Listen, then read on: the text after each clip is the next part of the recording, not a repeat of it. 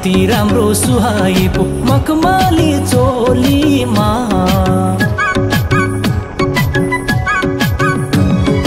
कति राम्रो सुहाएको मखमली चोलीमा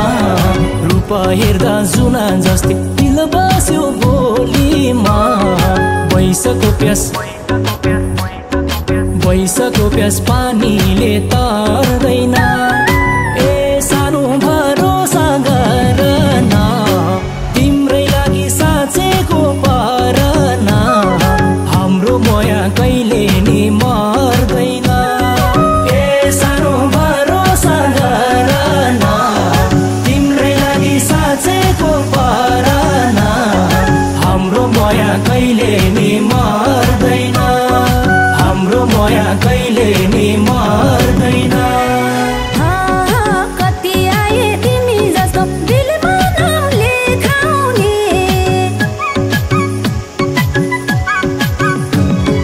कति आए तिमी जस्तो दिलमा नाम लेखाउने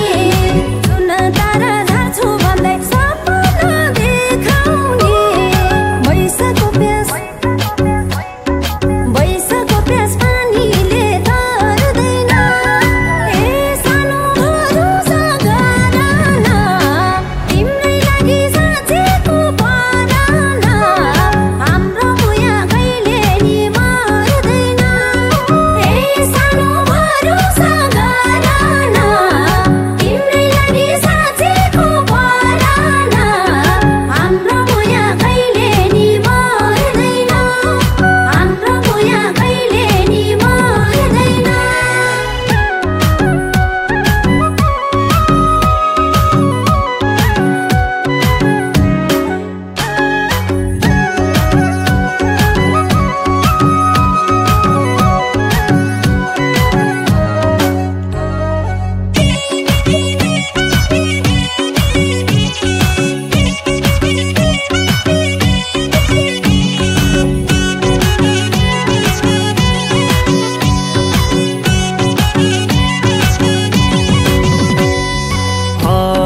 काँडा होइन हाम्रो माया फुल जस्तै बन्नेछ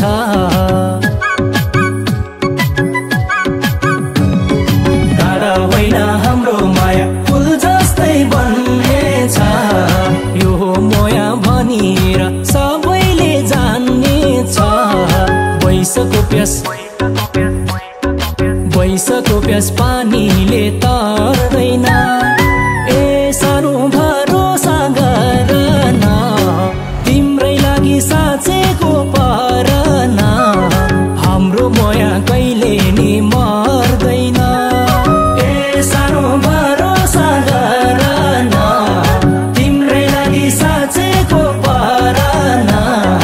हाम्रो माया कहिले नि मर्दैन हाम्रो माया कहिले नि मर्दैन लोभी आँखा पापी मन कसैमा नडुलाऊ लोभी आँखा पापी मन कसैमा नडुलाऊ गाह्रो पर्ला तिम्रै हुन फुल जस्तै नफुलाऊ वैशाखको प्यास पानीले तार्दैन ए सानो भरोसा गर न तिम्रै लागि साँचेको पर न हाम्रो माया कहिले नि मर्दैन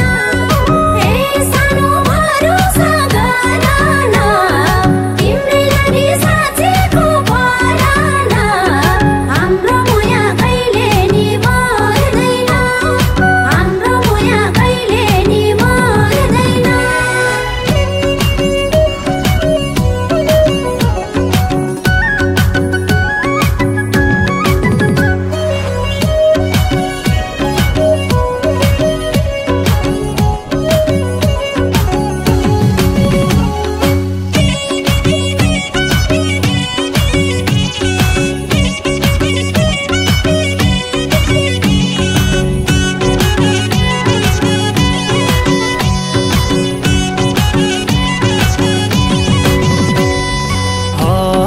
हामी दुई एक आपसमा बन्धनमा गाँसौँ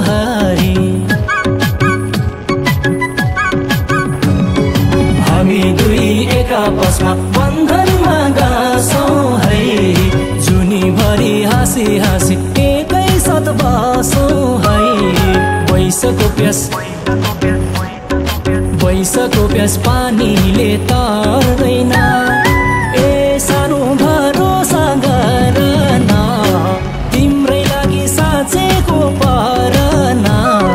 हाम्रो माया कहिले नि मर्दैन ए सानो भरोसा गर न तिम्रै लागि साँचेको पर न हाम्रो माया कहिले नि मर्दैन हाम्रो माया कहिले नि मर्दैन चखेवाको जोडी जस्तो बन्नलाई पाउँछ र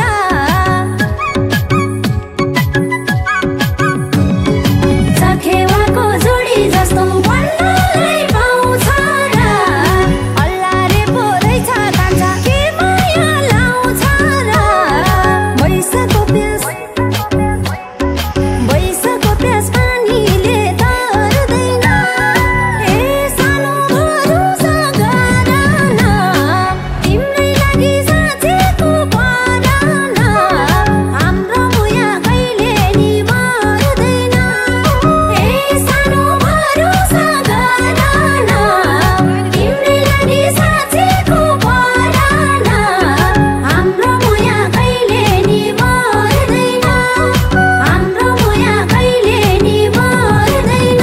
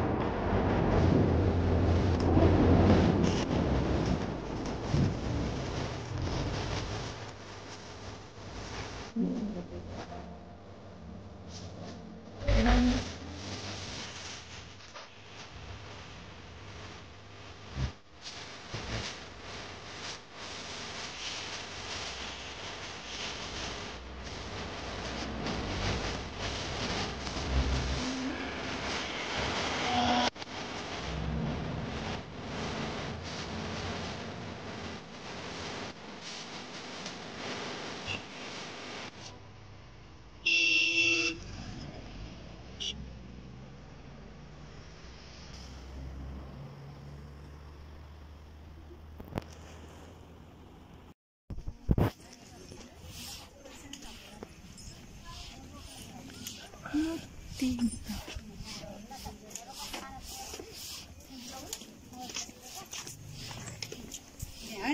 मलाई हेर्न पाएको भए आउँछु त घरमै भएको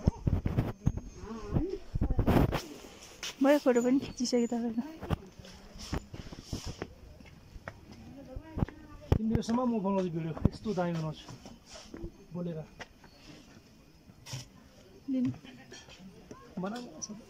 क्यामेराम्यानलाई के को जागिर फसिने यार यहाँ धनबहादुर अरूको जागिर धनबहादुर के भयो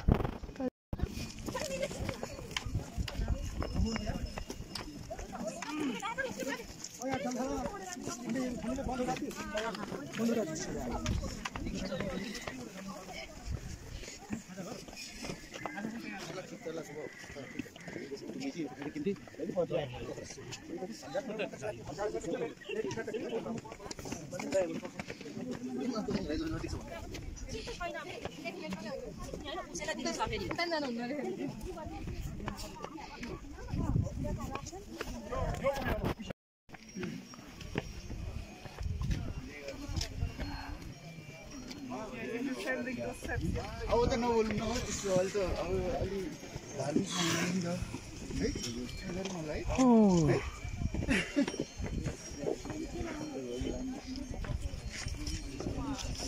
साथीहरूलाई पनि यसो देखाउनु पर्यो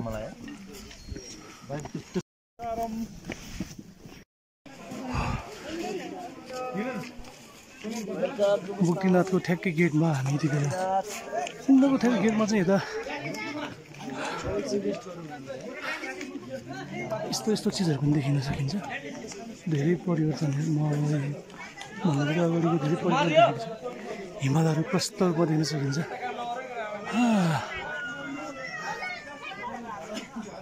बहुत रमाइलो छ यार हामी यति बेला मुक्तिनाथ प्रवेश गर्दैछौँ यहाँ आइपुगिसकेको छ काजिट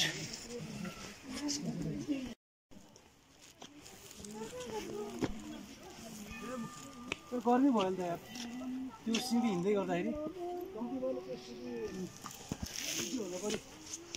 पनि सिँढी छ होला गर्मी भयो नि कल पनि निकाल्न मन लाग्यो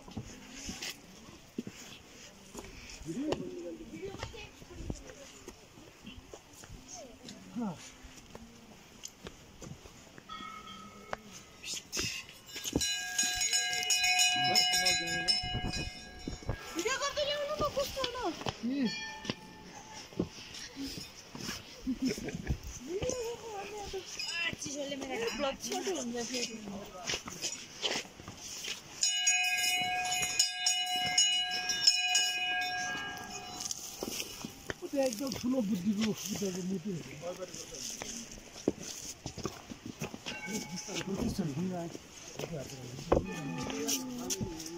तातो रहने हामी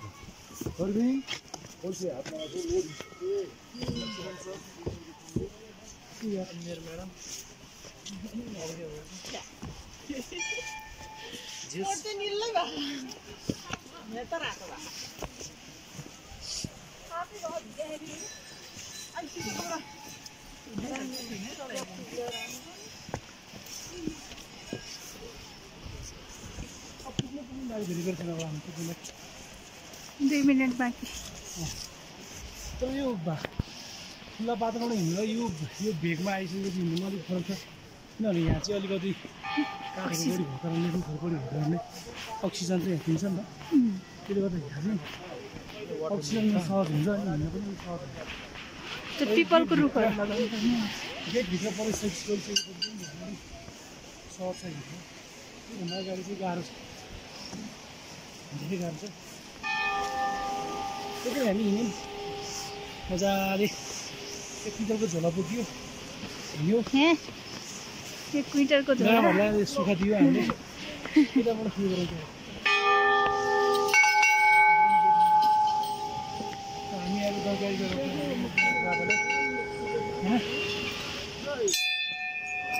हामी अब जानकारी गराउँछौँ हामी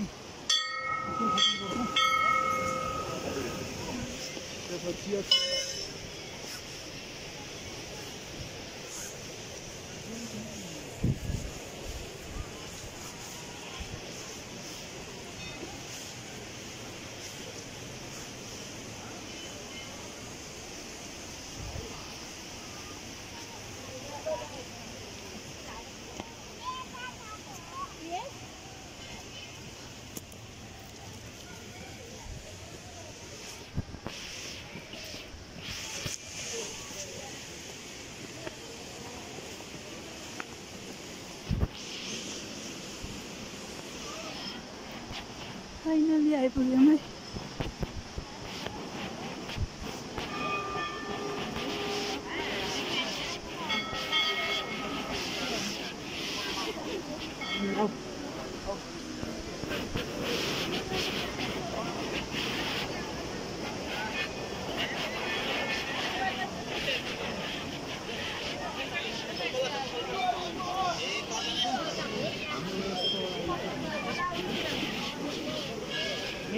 म धन्दै सेन्सिटिभ यहाँ तको थियो डुबाएँ अर्को तको डुबाउँछ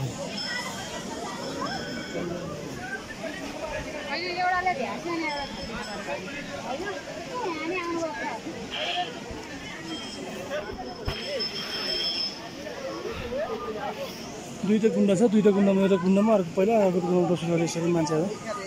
डुबुकी मार्नुहुन्छ मुक्तिनाथ दर्शन गर्नको लागि लाइनमा छ आज त भक्तहरूसँग अत्यन्तै भिडभाड छ त्यसैले बिहानैदेखि भिडभाड देखिन्छ 10 बजेको बेला हामी यति बेला लाइनमा छौँ लाइन पनि निकै लामो नै छ धेरै समय अब थाहा छैन तर हामी चाहिँ नजिक आइरहेको छ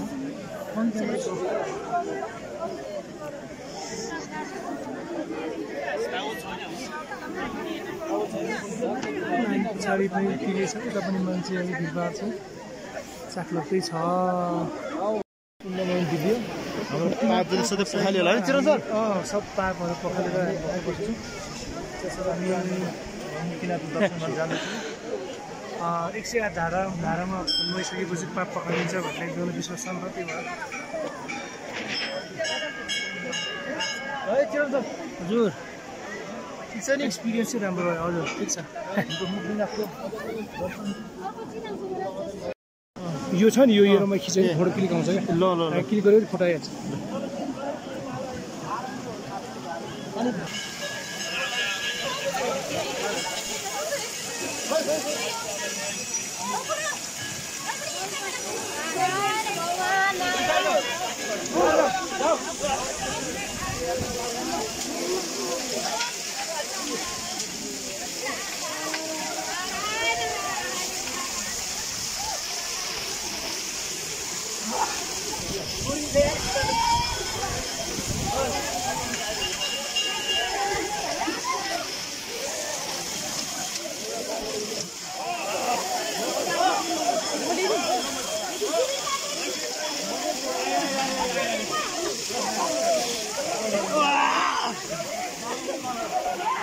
खिला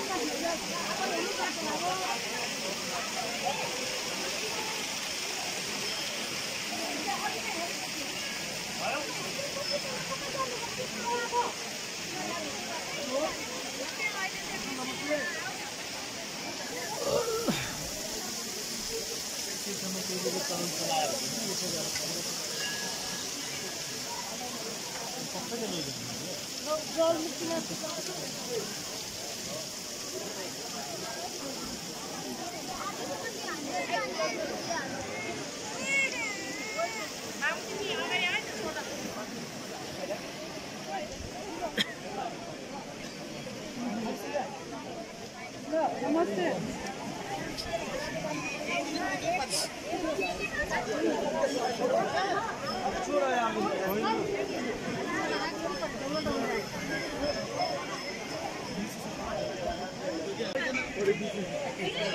फाइनली हामी मुस्ताङमा हामी नुहाइ धुवाइ गरेर पूजा गरिसकेपछि हाम्रो अर्को यात्रा मुस्ताङको अर्को यात्रामा हामी लाग्दैछौँ। यहाँको बाटो अघि हामी आउँदाखेरि अघि यस्तो चिसो थियो है, नुहाइसकेपछि पुरा न्यानो भइसक्यो भने अनि शीतल न्यानो। अनि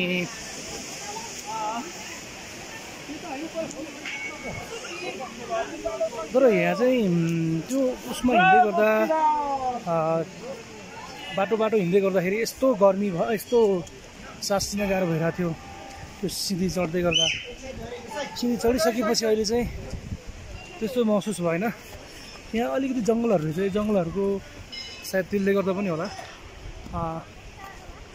हामीलाई सास फेर्न रुखहरूको बिरुवाले पनि होला, मलाई सास फेर्न त्यति कठिनै भएन यहाँ माथि आइसकेपछि। यहाँबाट नजिकबाट हामी हिमाल हेर्नको लागि आएको छौँ। नजिकै बुद्ध भगवानको मन्दिर पनि रहेछ, अनि बुद्ध भगवानको मन्दिर पनि मा बसेर हामी हिमाल हेर्छौँ पारिपट्टि, अनि त्यसपछि हामी जान्छौँ। असाध्यै चिसो ठाउँ, त्यही माथि यो असोजको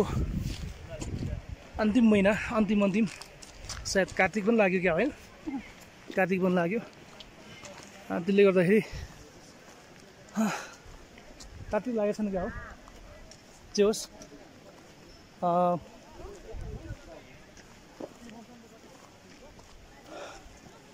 माहौल एकदम अत्यन्तै रमणीय छ र हामी लगभग 1000जनाभन्दा बढी दर्शन गर्ने मान्छेहरू रहेछ। उहाँहरूसँगै हामी पनि दर्शन गऱ्यौँ, फोटो खिच्यौँ, अनि पूजा गऱ्यौँ, प्रसाद खायौँ। त्यसपछि हामी अर्को गन्तव्य स्थान एउटा यहाँबाट चाहिँ यस्तो राम्रो हिमालहरू देखिँदो रहेछ। तपाईँहरूलाई म हिमाल देखाउँछु। यहाँबाट फ्रन्ट क्यामेराबाट अलिक राम्रो भिडियो के अरे हिमाल देखाएको छैन, त्यही पनि सेतो पछाडि देखिरहेको छ। जोस् असाध्यै राम्रो। हामी 4 जना छौँ, 4 जना हामी आफ्नै तालमा मस्तले रमाएर गइरहेका छौँ। Thank you.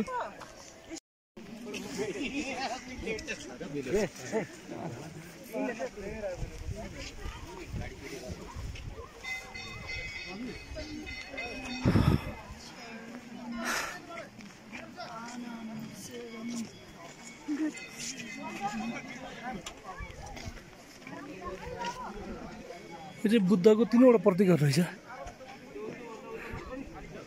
खासै के हो मेसो पाइन बुझिनँ। यो चाहिँ रहेछ, यहाँ ठुलो बुद्धको मूर्ति रहेको छ। यहाँ बुद्ध माथि चढेर कसैले फोटो खिच्यो भने जरिवाना स्वरूप 3000देखि 5000सम्म तिर्नुपर्ने रहेछ। त्यसले गर्दाखेरि जो कोही आउनु भएको छ भने झुकेर नचढ्नु होला। यहाँबाट देखिने हिमालहरू हेर्नुहोस् त कति नजिकै छ। अलिक फोकस गरिरहेको छैन हिमाललाई, प्लस अलि गरे बल्ल हिमालहरू अत्यन्तै नजिकबाट देखिन्छ रहेछ। यहाँबाट हिमालहरू, हिमाल नजिकैबाट देखिरहेको छ। यहाँ यो डाँडाहरूमा हिउँ परेको छैन आजभोलि, सायद हिउँ परेपछि यो पनि पुरा हिमालय हो देखिन्छ।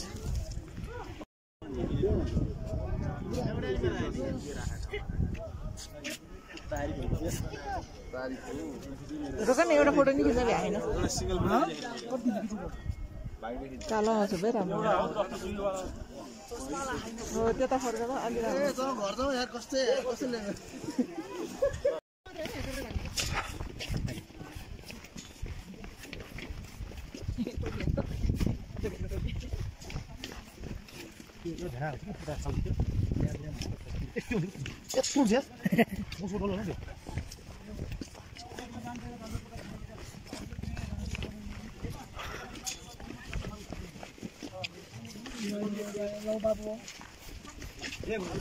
रिकॉर्डिंग ना कर बेटा रिकॉर्डिंग कर चला तिमीले लानु सोल लानु छुट्टी लानु तपाईले हेरे माउन्टेन को